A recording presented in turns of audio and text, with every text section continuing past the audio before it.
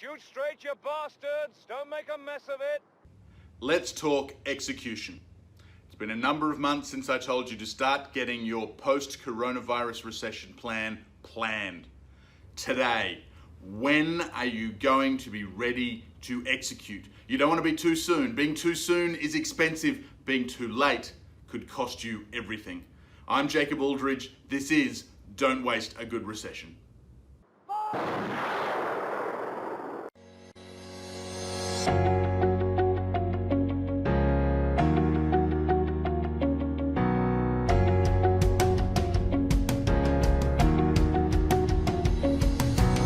Welcome to Economic Snapshot number 21. Here, reviewing the financials for the Australian, UK, US economies as indicators for most of the Western world, as at the end of November 2020, and therefore using them as a forecast for your small and medium-sized business in December of 2020. The focus, as I said, is around execution. You may recall we talked about very early on the transformation that every business has to go through during a recession. That the business that goes into a recession is not the same business that comes out the other side. To succeed for the long term, you need to evolve, to reinvent yourself. And I'm not talking about the crazy pivots that maybe we had to do back in March and April of 2020 just to survive. I'm talking about the committed, focused, strategic development of your organization. And every recession changes a business in these 4 ways. So you can either make that transformation yourself or bury your head in the sand and hope that it doesn't affect you and watch as your business slowly declines or fails to maintain the pace that it could as we go into the next decade of economic growth. The 4 transformations we've talked about.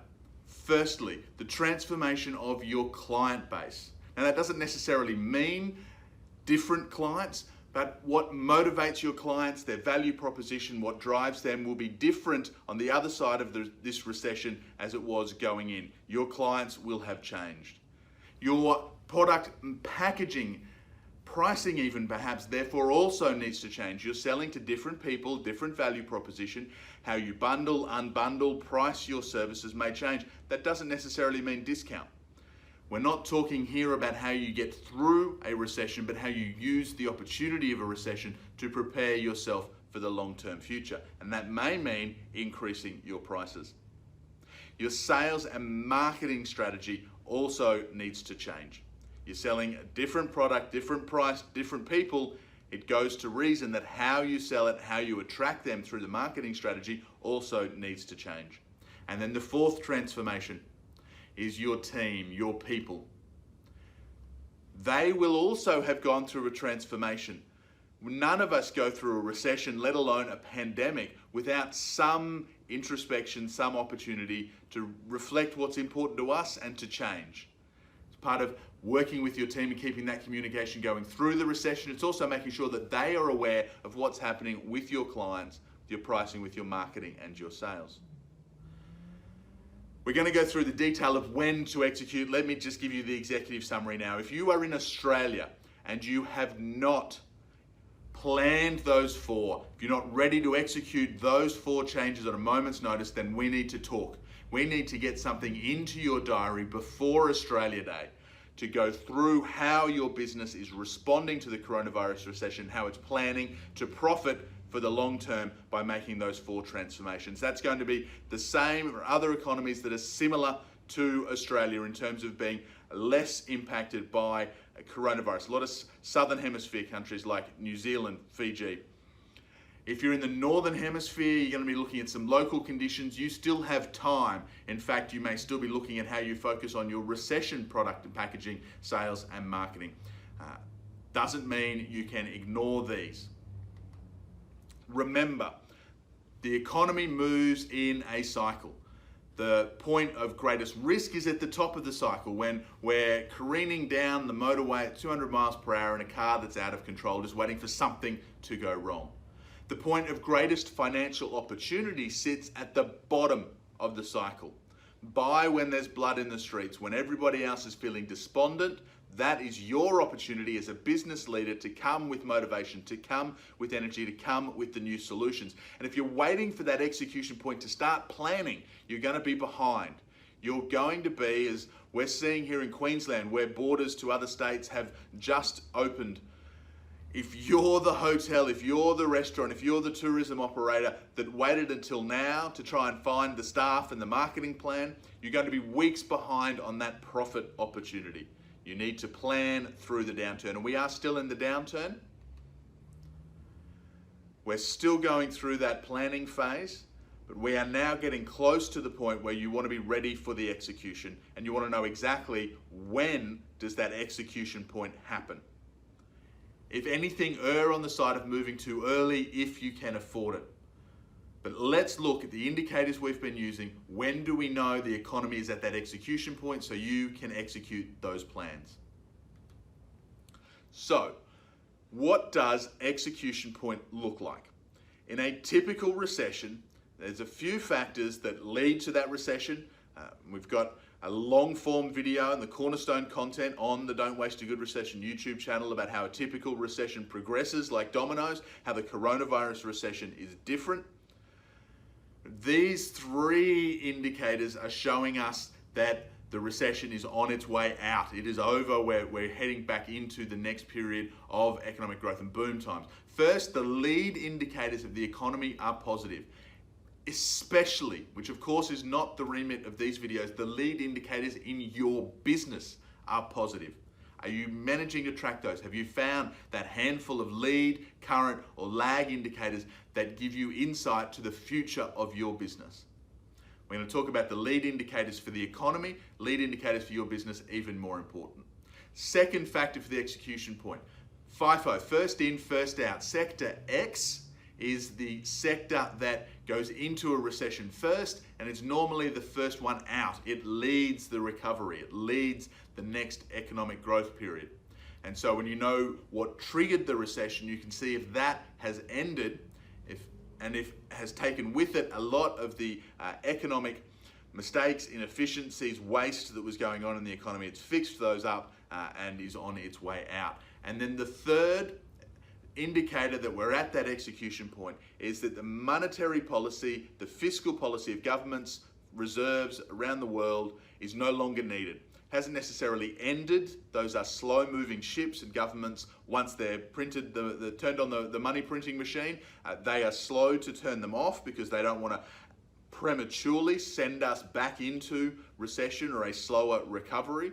So it's not that they have ended, but that they do have a clear end point that we can trust that the governments are going to indicate. So those three factors, the lead indicators, Sector X, and the monetary and fiscal policy. So let's now apply those to this recession, the coronavirus recession in December of 2020. Now you may remember last month I looked at those two lead indicators, active COVID-19 cases and the share market. And we talked about how Australia was well and truly pulling ahead, that the two-track recovery that we talked about in the October forecast was underway, and Australia was very much ahead of the UK and the US in regards to business opportunities for small, medium-sized organisations. How in the UK and the US, not so much. The stock markets had gone down. There was still a lot of financial uncertainty going into November. Now let's look at what November gave us in terms of those figures. Active COVID-19 cases, up, a lot of red, a lot of up, and increase across the board. Now remember, these are not total cases. There's the total deaths there, total deaths, total cases that some news media are still reporting will always go up. You can't undie of COVID-19. The number will always increase. Active cases don't necessarily have to keep going up. Indeed, we want to see them going down. This means that there are more people in those countries, in those communities, who actively have COVID-19 than there was 1 month ago. And the increase in the active COVID cases floating around means it's more likely that lockdowns are going to come in place, or they're going to stay in place, or they're going to get tighter. It means that people are more likely to respond by not spending, by not going to work, by not supporting the economy because of increased cases all around them, or of course the fact that they may be at home sick or sadly much worse. Australia, once again, a little bit of green. In fact, Australia went through the entire month of November with 0 COVID-19 deaths across the whole country. There has been a little bit of a cluster in South Australia, so the case change week to week has gone up slightly, and most of those active cases in Australia are in quarantine. They are returning travellers from overseas. There is very limited community transmission going on in Australia. The same can't be said the UK, the US, and globally. The number of people with active COVID-19 across the world and in some of those countries up by almost half again during the month of November. And we've been talking for some time about how heading into the northern winter, people being closer together, spending more time in enclosed spaces, and the fact that colds are worse during the winter months, possibly for that reason, possibly because it's just colder. All of these factors underlying suggest increased COVID-19 cases as opposed to the opposite. So in terms of a lead indicator, not looking so good from an active COVID-19 case. From the economy, we look at the share market, people putting their money where their mouth is. You buy today because you believe that things are going to get better in the future. You sell today because you think things are going to get worse. We've had about a 1 month lead indicator, the share markets versus the real economy of your small and medium-sized business. So what did November give us? A great month. When I shifted the Don't Waste a Good Recession economic updates from weekly to monthly, part of it was to get over the noise. I said, I'm sick of having conversations with you about share markets that are up or down 1 or 2%. Let's focus on when they go up or down by 10%. Actual volatility that means something. Well, that's what we had in November. 9% in Australia, but 13, 14% in respectively, the Dow Jones Industrial Index and the FTSE 100 in the UK. Big months, big growth months. Now, because remains the most horseshit word in financial journalism.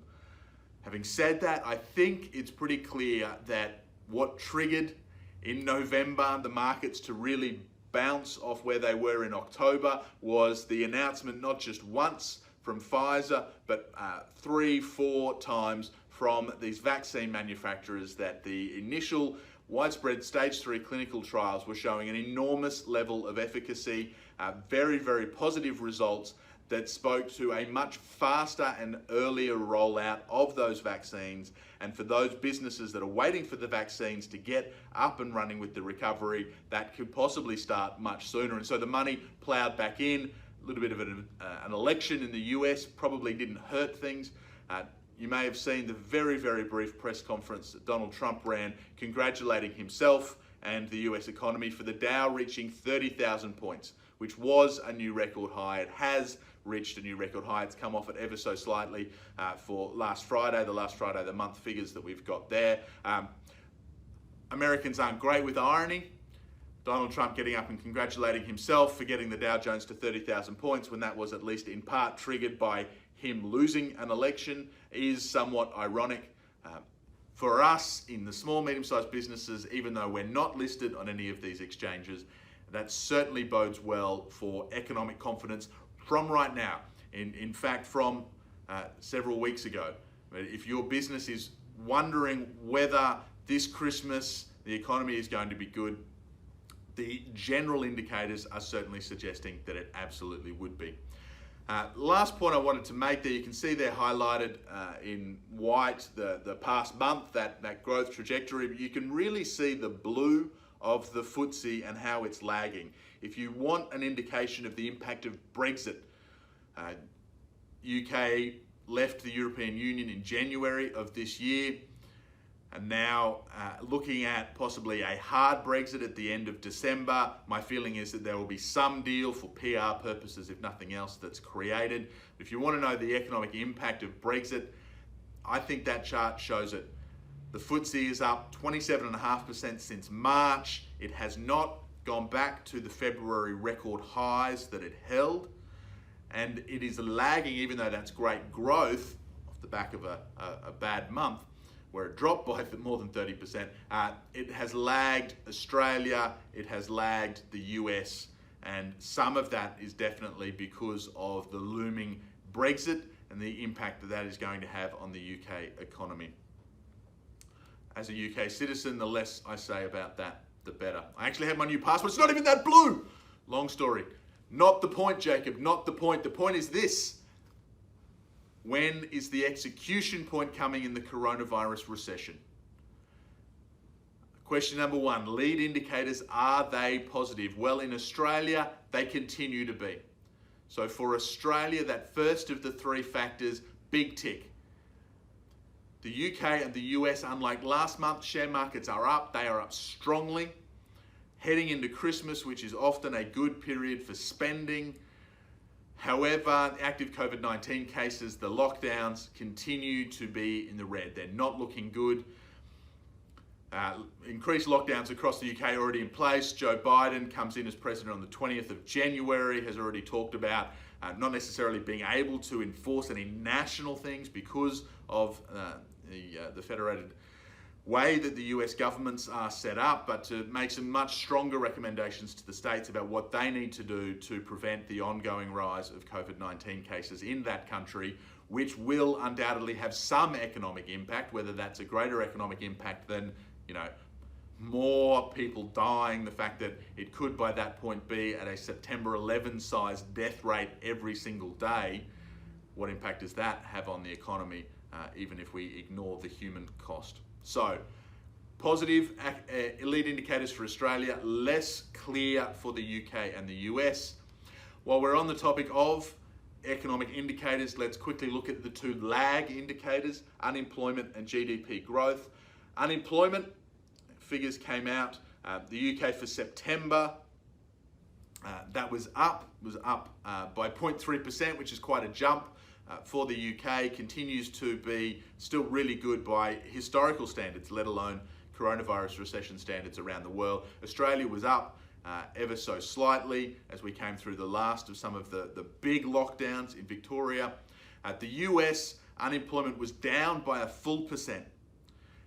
And even though there are some one-off things, we've talked about the census, election-related employment, and the final push for the election campaign. This is the October figures, so campaigns hiring, vote counters, all of those impartial in theory, being recruited. It's temporary stuff, but it's good news. We can't take away from the fact that that's very, very good news for the American economy. Remember, American unemployment in April was 14.7%.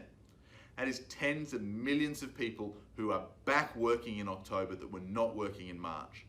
And that is going to be great as a lead indicator for the economy moving forward. GDP growth, Australia, about the time this video will hit the airwaves, will announce its September quarter. It's expected to be, as the UK was when it came out last month, the US, which released their preliminary data the month before, much the same. The best quarter of GDP growth in history was September. What does that mean? Not much, really. That's rearview mirror kind of stuff. It's like saying you could have got the boyfriend, girlfriend of your dreams in high school, but you didn't. Ship has sailed. You got to look forward. You got to look at the present moment, that point of power. Absolutely, though, good news for the economy that it's not worse than it could be as we head into it.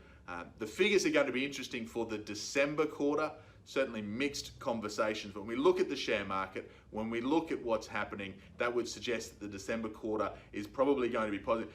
Whatever the outcome, it's not going to be as positive, as big a jump as the September quarter. It's not going to get GDP in those countries or any of the other countries particularly affected around the world. It's not going to send that back above pre-coronavirus recession GDP levels. The V-shaped recession has not happened. It's not going to get us into recovery until mid to end of 2021. So the next two execution points then, Sector X has recovered. Now, Sector X, historically, that's been things like agriculture. 1706 recession in the United Kingdom was the solar minimums, the little ice age that triggered an agriculture-led recession. 1999-2000, the dot-com bust. Real estate banks in 2008, railroads in 1957, all these specific sectors.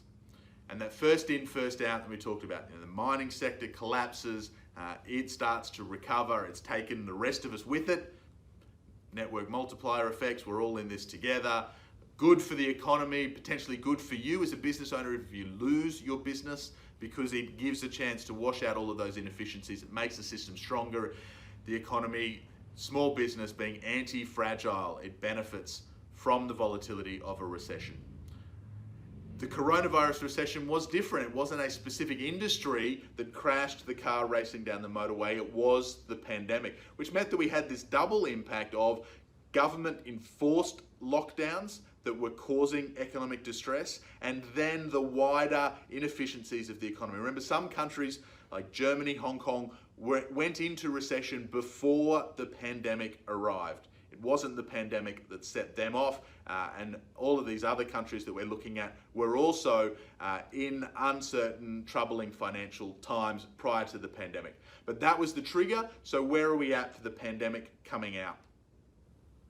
Well, the vaccines, as we've talked about. Remember, this is incredible news. We have never before created a coronavirus vaccine. There's no cure for the common cold, that's what we all got told. At least a quarter of the annual common colds are caused by the coronavirus family, things like SARS and MERS. That's coronavirus. It's taken COVID-19 with its incredibly high ref factor to actually get this real focus on creating a coronavirus vaccine. So for the coronavirus recession, if the pandemic was sector X, if it what caused it, what does the recovery look like? It's not the end of the disease. It's not that suddenly, the mining companies are back to where they were. It's that they're on the road to recovery. They've got some stability. They've got some confidence. They've got some growth based on efficiencies, not the wild car down the freeway. So the end of sector X for the pandemic is not that the disease has been eradicated or cured necessarily. It's the consistent, predictable management of it. And a vaccine is an important first step towards that consistent management of the disease that can therefore start the economic recovery. First step, we have to think about how is this going to be rolled out. Remember, if you execute those strategies, if you start taking to your customers, to your staff, a post-recession pricing and packaging solution, a post-recession sales and marketing approach. If you do that too early, you will miss the opportunity. They won't be ready for it. So the reason why we want to know the next steps for the vaccine rollout is we want to know when we can execute so that we time that appropriately. And here are some of the headlines.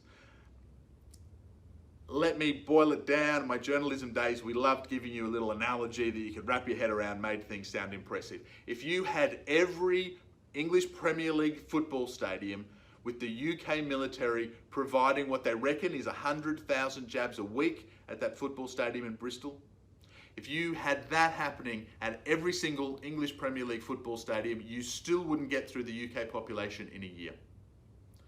And that makes the assumption that we're vaccinating people who can get up, can stand in a queue, can walk through and get jabbed twice. By most of those vaccines, you're going to need to get 2 jabs. So, once you're going into nursing homes, you're going into some of those higher risk communities who can't just get up and go to a football stadium. It's going to get harder soon. Now, don't get me wrong. We will do this. We will do this fast. I don't think it's going to take a year, even if we needed every championship football stadium as well. This is a military operation. This is a matter of national security. We will roll out this vaccine. And for all the anti-vax child murderers that are out there who are going to oppose it, for all the people who aren't clear, I think when we see the effects, assuming that the efficacy continues to be there, even at some of those risk groups that can't be put into a trial, that is going to take us to the point where, even with people who say they won't get a vaccine, we're still going to have enough uptake, enough impetus from governments and businesses around the world to make it happen. The last unknown, which will come as part of that profit phase, it's not going to impact when we execute, but it's going to impact, to a degree, a large amount of the economic growth over the rest of this macroeconomic boom that we've talked about. How long will the vaccine actually provide that protection? Is it going to be like polio, like smallpox, where you get a series of doses and you're therefore protected for the rest of your life, barring very, very edge case events? Or is it going to be like the flu, where you're going to need an annual jab? It's going to provide a level of protection against however the coronavirus has mutated that year. I get a flu jab every year. It behooves me for my business, my family, and my clients that I get that level of protection. I'd obviously get a coronavirus vaccine every year if that was necessary. Tens of thousands of people die from the flu every year. We know, based on the data at the moment, COVID-19 is potentially around 10 times more lethal than the flu. So that could look at hundreds of thousands of people dying every single year. The vaccine will exist. Not everyone will get a vaccine every year. That's the risk that's going to go on, and we'll have some years that are better than others. So even though we have a vaccine, it's not a magic pill. However, it is fantastic news for the end of Sector X and what that means for the economy. Now, the third of those factors, monetary fiscal policy no longer required. How's that going? Australia, good positive lead indicators. The government has said JobKeeper, JobSeeker, those are the fundamental fiscal stimulus programs where the government's been pumping money to prop up the economy here. Those are they're winding down already. They're due to expire in March. The government has said there'll be no extension. So they're talking the talk of it's no longer required. The economy is going to be in good shape from early 2021. The Federal Reserve Bank, in putting out its statement yesterday, not moving interest rates, which are at record lows here in Australia, has said bumpy recovery. Some people reading the tea leaves in there feel that the Australian Federal Reserve Bank won't lift interest rates for at least 3 years. That means that they're going to allow some runaway inflation. We know the government wants some big licks of inflation. Rich people want big licks of inflation, so it's probably going to happen. They'll want some of that, but that also means that because interest rates are one of the bluntest instruments for curbing inflation, they don't think it's going to be run away anytime soon. So they're not forecasting a return to boom times in 2021. And it is worth noting, as we look at, Joe Biden's going to come in and talk about stimulus. So there's more coming down the pipeline in the US. The furlough program got extended in the UK. A lot of uncertainty. Lockdowns, tiers, you're allowed to have Christmas off. Boris Johnson's got a week-long truce with COVID-19 apparently to have Christmas off. But certainly we don't have a firm end date for those programs in place, and that headline, PM rules out JobSeeker, JobKeeper extension, is actually from May of this year, and Scott Morrison's government extended both of those programs subsequent to making that announcement. So where does that leave us? The lead indicators, are they positive? Absolutely. In Australia, looking very, very good. The UK, the US, we're getting mixed signals. Look at the local area. How is COVID-19 impacting you locally? And of course, with lead indicators, look at your business. Sector X, has it recovered? Are we managing the pandemic in a consistent manner? Let's get the rollout information for these vaccines. That's starting this month in the UK. We're going to have that information very, very soon. Monetary fiscal policy intervention, stimulus no longer required. Certainly not there yet. The governments are talking that way, except perhaps the incoming president in the US, who'd love to have some checks with his autograph on it instead of the guy who's leaving the White House. So that's not definite. Combine those three factors. There's certainly nothing there that tells me that the execution point is absolutely coming before March of 2021. However, combined with your business lead indicators, you may see that the post-recession economy is coming your way. Remember, you have to separate out how are you dealing with the recession economy and some of the ups and downs that are going on with that from how your business will be structured after the recession, after the execution point. The 4 transformations of a recession that you either do intentionally or you have thrust upon you. Different clients, different pricing and packaging, different marketing and sales strategy, different team approach. Have you got the plan in place yet for how those are going to look post-recession? If you don't, who's helping you to create them? If you need to have a conversation, my emails, my phone always remain available, and absolutely based here in Australia, trapped in paradise, I'm going to be having a lot of conversations with small and medium-sized business owners heading through December and January about making sure that they are ready. If you'd like to be one of those, reach out, let me know. The UK, the US, you do still need to continue implementing the back to basics approach that we've talked about. Again, talking to a lot of business owners in those countries and others around the world about that juggle. What do I do with my business to get through the recession, benefit from the opportunities that are there, while also planning and preparing for the future? Those are both opportunities for you to balance with the investment of time you make every week, both now and for the future. My message remains what it always has. Don't waste a good recession. Grab those opportunities that are there. And if you're really not sure how to apply that for yourself, what the lead indicators are in your business, or how on earth you're going to transform it while also continuing to keep your business running, keep subscribed, share it with your friends, reach out, let's have a conversation. I hope you have a fantastic December, both in terms of your business, your health, and your family. I will put out the next economic update as we head into January 2021, a new year. And I will remind you not to buy into any of the negativity that's going to pop up around that transition, but instead to count your COVID blessings and to look forward with power, with strength, and with focus on creating the business and lifestyle that you have always wanted.